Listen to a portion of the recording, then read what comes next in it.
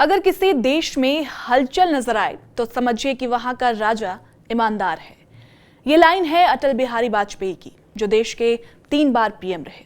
आज अटल बिहारी वाजपेयी का पुण्यतिथि है और इस मौके पर नीतीश दिल्ली जाएंगे और अटल बिहारी वाजपेयी को श्रद्धांजलि देंगे। नीतीश बीजेपी से अलग हो चुके हैं, लेकिन बार बार अटल बिहारी वाजपेयी का जिक्र करते हैं। ऐसा कोई मौका नहीं होता जब नीतीश वाजपेयी को याद ना करें। ऐसे में सवाल यह है कि नीतीश तो अब बीजेपी में है नहीं, तो फिर वाजपेयी को इतना याद क्यों करते हैं? क्या नीतीश ऐसा चाहते हैं कि बीजेपी अटल बिहारी वाजपेयी और लाल कृष्ण आडवाणी की तरह ही काम करे, जैसा उनके समय में होता था? तब शायद नीतीश फिर से वापसी कर सके बीजेपी में।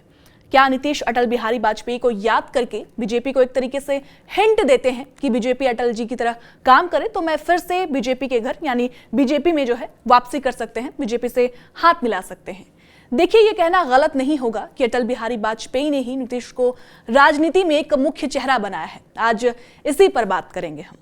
पूर्व प्रधानमंत्री अटल बिहारी वाजपेयी का सीएम नीतीश कुमार के साथ बेहद करीबी रिश्ता रहा है। उन्होंने बिहार के जिन लोगों के साथ लंबे समय तक काम किया, उसमें नीतीश कुमार प्रमुखता से शामिल हैं। अटल बिहारी वाजपेयी और नीतीश कुमार ने साथ मिलकर बिहार के लिए बहुत कुछ किया है। यही वजह है कि नीतीश कुमार ये कहते थकते नहीं हैं कि अटल बिहारी वाजपेयी जी के साथ राजनीतिक कार्यकर्ता के रूप में काम करके यानी नीतीश ने उनसे बहुत कुछ सीखा, उसका आज भी नीतीश पालन करते हैं। अब थोड़ा पीछे चलते हैं और इस रिश्ते का जिक्र करते हैं जिसको नीतीश बेहद अटूट बताते हैं। नीतीश कुमार पहली बार 1985 में विधायक बने। इससे पहले वो 1977 में 26 साल में नालंदा की हरनौत सीट से चुनाव हार गए थे। 1980 में दोबारा इसी सीट से लड़े, लेकिन फिर से उनको हार मिली। 2 बार लगातार हार मिलने से नीतीश इतने निराश हो गए कि उन्होंने राजनीति छोड़ने का भी मन बनाया था। जानकारी ऐसे सामने आती है। कहा यह भी जाता है कि वो जीवन यापन के लिए ठेकेदारी करने के बारे में भी सोचने लगे थे नीतीश कुमार उस समय। लेकिन 1985 में तीसरी बार हरनौत से नीतीश जीत गए। नीतीश ने 1989 का लोकसभा चुनाव जीता। उसके बाद 1991, 1996, 1998 और 1999 में लोकसभा चुनाव जीतते गए। नीतीश ने जॉर्ज फर्नांडिस के साथ मिलकर 1994 में समता पार्टी बनाई थी। 1995 में नीतीश ने विधानसभा चुनाव लड़ा, लेकिन इस्तीफा देकर 1996 में लोकसभा पहुंच गए थे और अटल बिहारी वाजपेयी की सरकार में केंद्रीय मंत्री बने और एनडीए में शामिल हुए। दरअसल साल 1996 में नीतीश कुमार और बीजेपी के बीच गठबंधन हुआ था। उस समय पार्टी का पूरा नेतृत्व अटल बिहारी वाजपेयी और लाल कृष्ण आडवाणी के हाथों में हुआ करता था।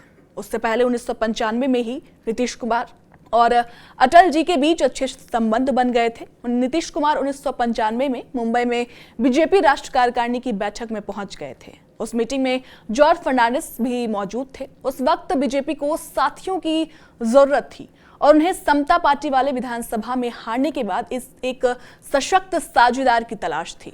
उस समय दोनों पक्ष बिहार में लालू यादव को सत्ता से हटाने के लिए एक मजबूत प्लेटफॉर्म की जरूरत महसूस कर रहे थे। नीतीश कुमार जब पहली बार सीएम बने तब वो एनडीए के साथ थे। हालांकि उन्हें 7 दिनों में ही इस्तीफा देना पड़ा था।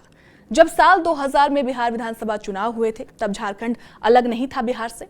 विधानसभा सीटों की संख्या थी 324। राबड़ी देवी सीएम थी और लालू यादव चारा घोटाले में फंस चुके थे। तब ये माना जा रहा था कि लालू यादव और राबड़ी के राज का बिहार से अंत होने वाला है। दूसरी पार्टी ने अपने लिए स्कोप तलाशना भी शुरू कर दिया था, जो लाजमी था उस टाइम।